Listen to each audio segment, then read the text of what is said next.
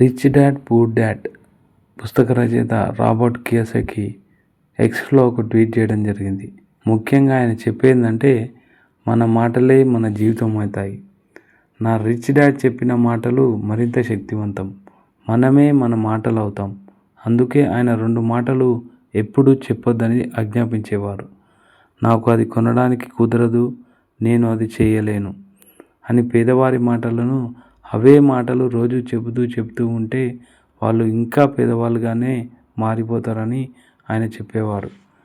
Rich dad తన కొడుక్కి నాకు నేర్పిన మాటలు ఇవే. నేను దాన్ని ఎలా కొనగలను, దాన్ని ఎలా చేయగలను.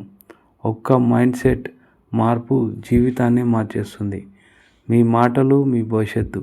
మీరు మాట్లాడే వాక్యాలే మీ ఆలోచనలు అవుతాయి. మీ ఆలోచనలే మీ చర్యలు అవుతాయి.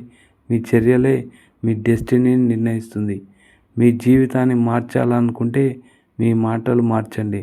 ధనవంతులు, విజయవంతులు ఉపయోగించే మాటలే మాట్లాడండి. అందులో బెస్ట్ న్యూస్ ఏంటంటే, మాటలు ఉచితం. ఎవరు వాటిని మీ నుండి వేరు చేయలేరు.